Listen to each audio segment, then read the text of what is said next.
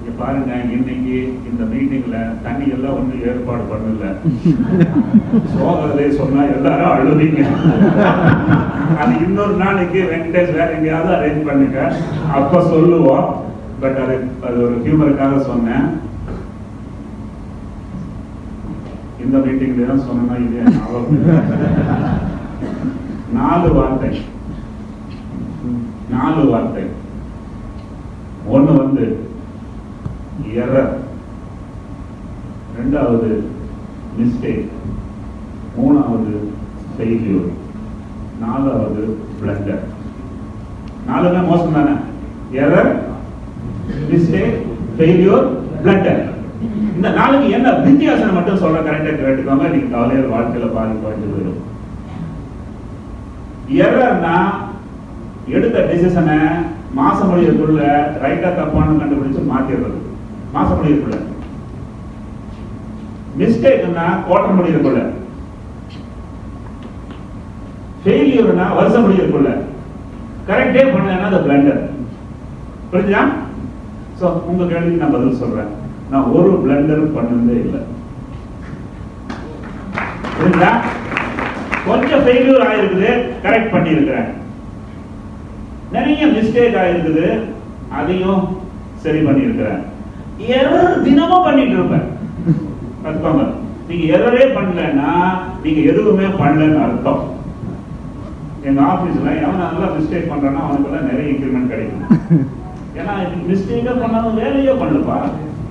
So make mistakes, make them very fast, but don't repeat the mistake. So இது வந்து advice. இதுல என்னுடைய power எல்லாம் உங்களுக்கு சொல்ற அட்வைஸ் எல்லாம், if you repeat the same mistake again and again, you will become a beggar.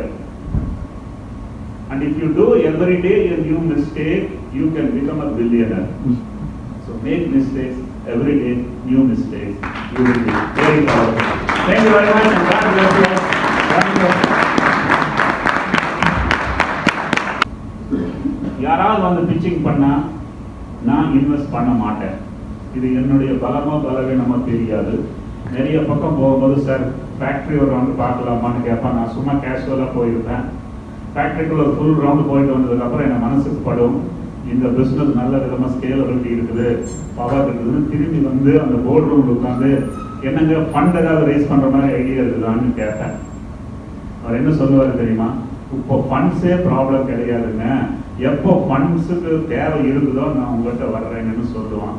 நான் நினைச்சேன் 6 மாசம் கழிச்சு வருவான், 1 வருஷம் கழிச்சு வருவான். இன்னைக்கு வரைக்கும் 4 வருஷமா வரவே இல்லை. அப்படின்னா என்ன அர்த்தம்? ஃபண்ட்ஸ் அவனுக்கு வேண்டியது இல்லைன்னு அர்த்தம்.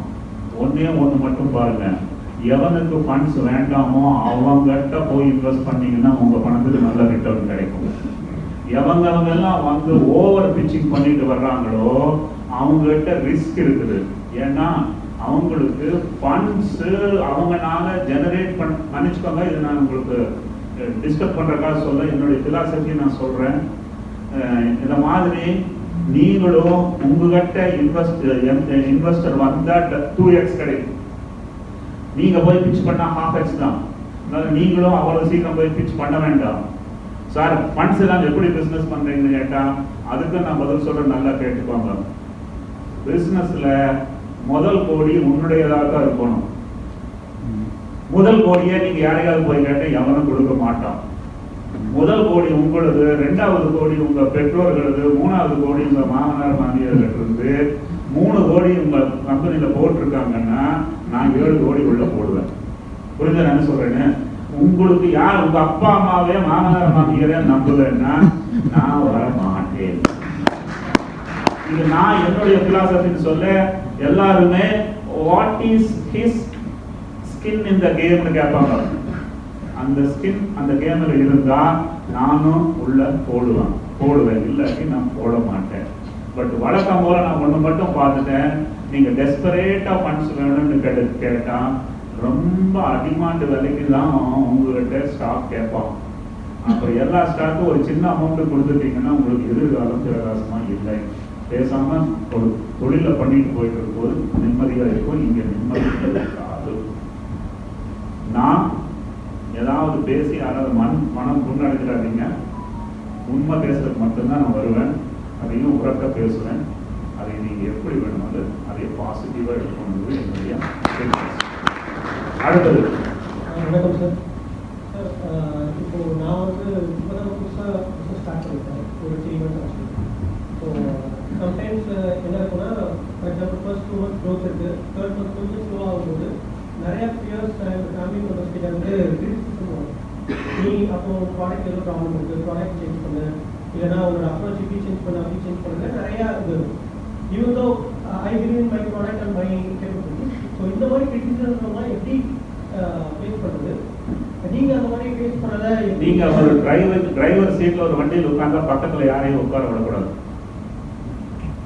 புரிஞ்சா என்ன சொல்றேன்னு? நீங்க என்ன பண்றீங்க? போன மாசம் 17% growth வந்ததுன்னா எனக்கு இந்த மாதம் 17% வந்துருச்சு அப்படிங்க. அடுத்த மாசம் 3% தான் வந்தேன், 3% வந்தேன்னா உடனே நினைச்சுக்கோங்க நீ மாட்டிட்டேன்னு.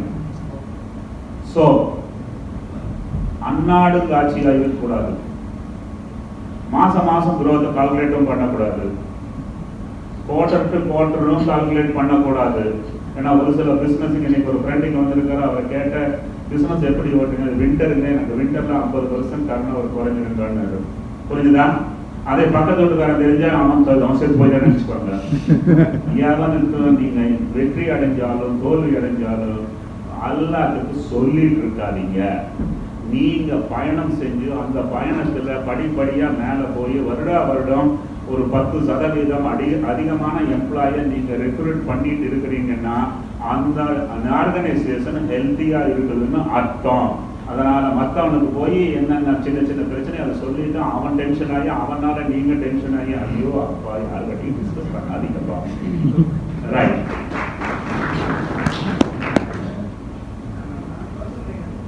மைக் ஆன் பண்ணு.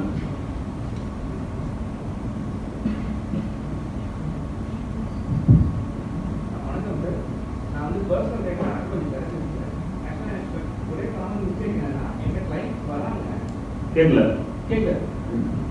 நான் பர்சனல் ட்ரெயினர் நக்கு கொஞ்சம் தரஞ்சிருக்கேன். ஆரம்பிச்சு ஒரு 4 to 5 years ஆகுது. என் கிளைண்ட் வராங்க, வந்தாலும் ஒரு மேக்ஸிமம் ஒரு 5 to 6 months சொல்லாம பேசிட்டு போயிடுறாங்க. எங்க பேஷண்ட் வந்து அப்புறம் வராமன்னா நீங்க செலிப்ரேட் பண்ணணும்னா உங்க ட்ரீட்மெண்ட் ஒர்க் ஆகுதுன்னு அர்த்தம். பர்சனல் ட்ரெயினிங்ல அவங்க ரிசல்ட் வந்தாலும் வராட்டியும் பாதியில போயிடுறாங்க. எந்த ஒரு ரெஸ்பான்ஸும் இல்லாம அது கஷ்டமா கொண்டு போகிற நெக்ஸ்ட் லெவல். பிரச்சனை என்னன்னா நிறைய பேர் டாக்டருக்கு போய் 5 நாளைக்கு மெடிசன் வாங்கிட்டு வருவாங்க. 2வது நாள் வலி குறைஞ்சு போகும், ஃபீவர் குறைஞ்சு போகும்னா மிச்சம் 3 நாள் மெடிசன் சாப்பிட மாட்டாங்க. இது 195% கரெக்ட் தானே? அதுதானே நடக்குது. அவனுக்கு ப்ரெஷர் இருந்தால் அவங்ககிட்ட ஓடி வருவான், அவனுக்கு ப்ரெஷர் இல்லைன்னா வரமாட்டான். இது வந்து பிஸ்னஸ்ல நார்மலா இதெல்லாம் சைக்கிள்ஸ் இருக்கும். உங்களுக்கு தேவையான ஓகே நான் கேட்குறேன், சொல்லுங்க. ஒரு மனுஷனுக்கு ஏன் சொட்டையாகுது? தப்பா புரிஞ்சுக்காதீங்க, உண்டான காரணத்தை கேட்கிறேன். நீங்களே சொல்லுங்க, ஏன் மற்ற மனுஷனுக்கு தலை சொட்டையாகுது?